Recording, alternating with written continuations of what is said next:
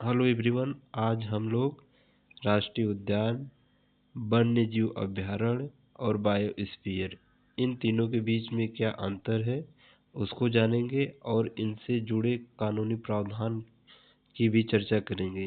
यह आपके परीक्षा के लिहाज से बहुत ही अहम साबित हो सकता है। तो चलिए हम एक एक करके सबकी बात करते हैं। तो पहला हमारा है राष्ट्रीय उद्यान, जिसे हम नेशनल पार्क भी कहते हैं इंग्लिश में। राष्ट्रीय उद्यान क्या है? राष्ट्रीय उद्यान एक पूरी तरह से संरक्षित क्षेत्र होता है। यह क्या है? राष्ट्रीय उद्यान एक संरक्षित क्षेत्र होता है जहाँ पर किसी भी इंसानी गतिविधि की अनुमति नहीं होती है। यानी राष्ट्रीय उद्यान में आपका कोई भी इंसान जाने की अनुमति नहीं होती है, इंसान को जाने की अनुमति नहीं होती है, क्योंकि इसमें यहाँ पर वन्य जीव और प्राकृतिक संसाधनों की पूरी सुरक्षा की जाती है। यह क्षेत्र वन्य जीवों के संरक्षण के लिए पूरी तरह से संरक्षित होता है।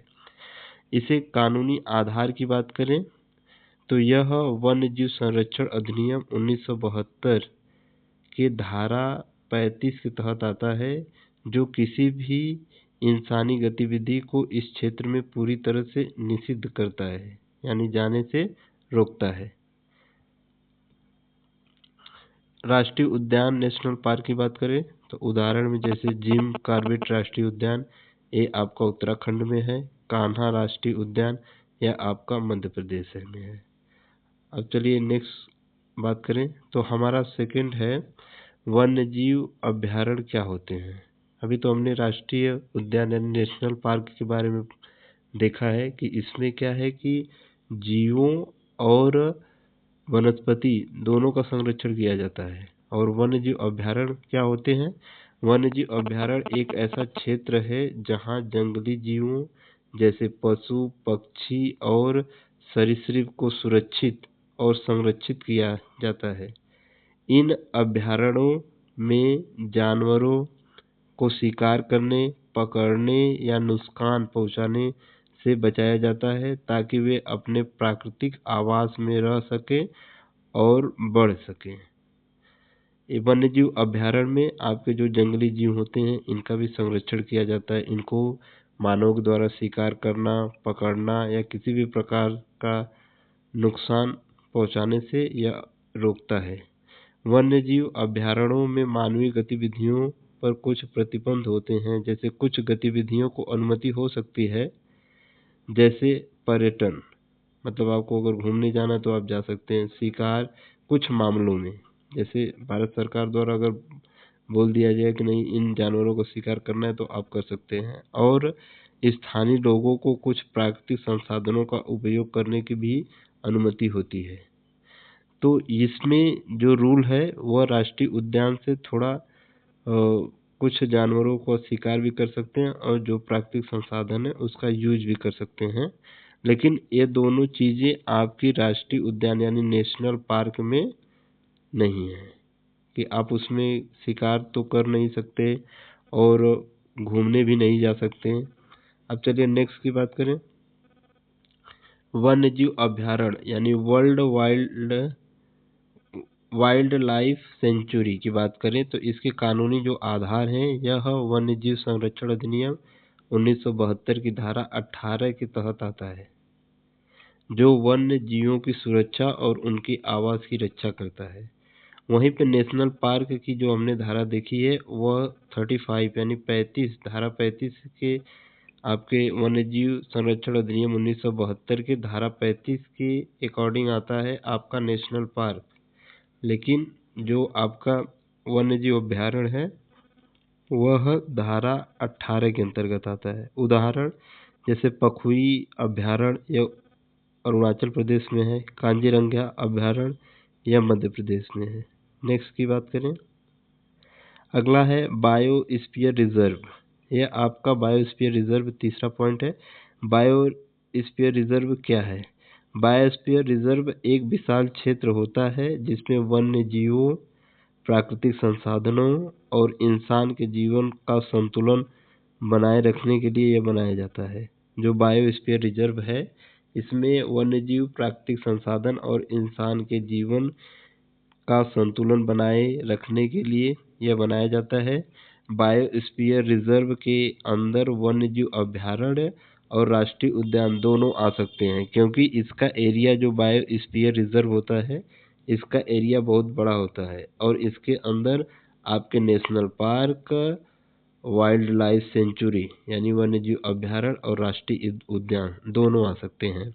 उदाहरण से समझिए, नीलगिरी बायोस्फीयर रिजर्व में ये सब शामिल है, जैसे साइलेंट वैली राष्ट्रीय उद्यान, ये आपके नीलगिरी बायोस्फीयर रिजर्व में है। और वायनाड वन्यजीव अभयारण्य, ये आपका एक अभयारण्य है, यह भी नीलगिरी बायोस्फीयर रिजर्व में सम्मिलित है। अब आगे बात करें बायोस्फीयर रिजर्व, इसके कानूनी आधार की बात करें तो biosphere reserve UNESCO man and biosphere programme के तहत संरक्षित किया जाता है। यह भारत सरकार इसे पर्यावरण मंत्रालय के तहत देखती है। उदाहरण के लिए सुंदरबन बायोस्फीयर रिजर्व पश्चिम बंगाल में है, नीलगिरी बायोस्फीयर रिजर्व तमिलनाडु केरल में है। नीलगिरी बायोस्फीयर रिजर्व ये आपके भारत के 2 राज्यों में फैला है, एक आपका तमिलनाडु हो गया, दूसरा आपका केरल हो गया। बायोस्फीयर रिजर्व इसमें यह क्षेत्र 3 जोन में बटा होता है। जो आपका बायोस्फीयर रिजर्व होता है, ये कितने जोन में बटा होता है? 3 जोन। जो आपका कोर जोन होता है, कोर जोन यानी एकदम बीच का अंदर का भाग, जो कोर जोन होता है, यह पूरी तरह से संरक्षित होता है। यहाँ इंसानी गतिविधि नहीं हो सकती, यानी इंसान यहाँ पे नहीं जा सकता, इसमें कोर जोन में। और बफर जोन की बात करें तो यहाँ कुछ नियंत्रित इंसानी गतिविधियाँ जैसे रिसर्च आप कर सकते हो। ये आपका जो दिख रहा है, ये यहाँ से यहाँ तक आपका ये बफर जोन है। इसमें इंसान आप किसी भी टॉपिक पे जाके वहाँ पे रिसर्च कर सकता है। ट्रांजिशन जोन की बात करें तो खेती, उद्योग और पर्यटन जैसी गतिविधियाँ कर सकता है। ट्रांजिशन जोन में जो इंसान है, जैसे टूरिज्म हो गया, घूमने के लिए जा सकता है, और ह्यूमन सेटलमेंट हो गया, जैसे घर और बना सकता है, रिसर्च कर सकता है, खेती कर सकता है। नेक्स्ट की बात करें तो जो राष्ट्रीय उद्यान, वन्यजीव अभयारण्य और बायोस्फीयर रिजर्व है, इन तीनों में क्या कंपैरिजन है, हम लोग उसे एक जो अभी तक पढ़े हैं उसको संक्षिप्त में देख लेते हैं। तो संरक्षण का स्तर देखें इसमें, तो इसमें राष्ट्रीय उद्यान में जो संरक्षण का स्तर होता है वो उच्च कोटि का होता है, यानी काफ़ी हाई होता है। इसमें किसी भी इंसानी गतिविधियों को अनुमति नहीं है। मतलब जो आपका नेशनल पार्क होगा, जो राष्ट्रीय उद्यान होगा, वहाँ पे किसी भी प्रकार का इंसान ना तो उसमें जाने की उसे अनुमति है, ना किसी भी प्रकार का शिकार करने की अनुमति है। और वन्यजीव अभयारण्य की बात करें तो यह इसका जो राष्ट्रीय उद्यान से जो नियम है वह थोड़ा वन्यजीव अभयारण्य का लचीला है, यानी यहाँ पे आप कुछ इंसानी गतिविधियाँ को अनुमति है। और जो बायोस्फीयर रिजर्व है, इसके 3 जोन होते हैं, 3 जोन में विभाजित किया गया, जैसे कोर जोन हो गया, ट्रांजिशन जोन हो गया, बफर जोन हो गया। तो ये 3 जोन में विभाजित है। उद्देश्य की बात करें तो यहाँ पे प्राकृतिक और जानवरों की सुरक्षा की जाती है नेशनल पार्क में। और वन्यजीव अभयारण्य की बात करें तो यहाँ पे जानवरों की सुरक्षा की जाती है।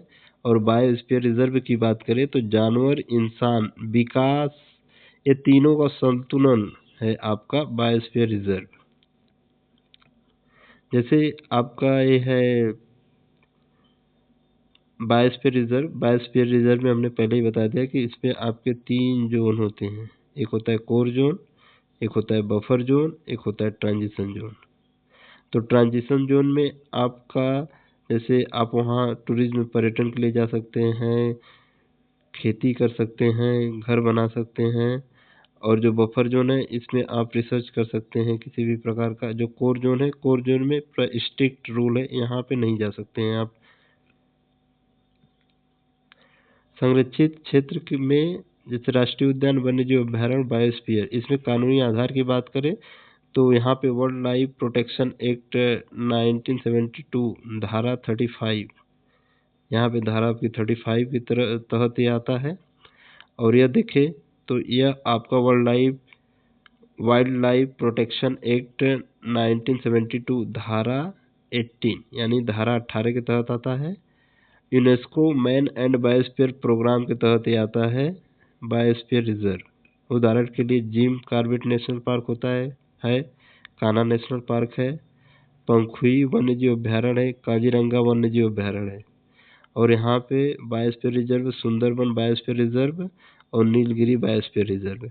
तो जो आपका बायोस्फीयर रिजर्व होता है ये काफ़ी बड़ा क्षेत्र होता है जिसमें आपके नेशनल पार्क और वन्यजीव अभ्यारण्य दोनों आ जाते हैं।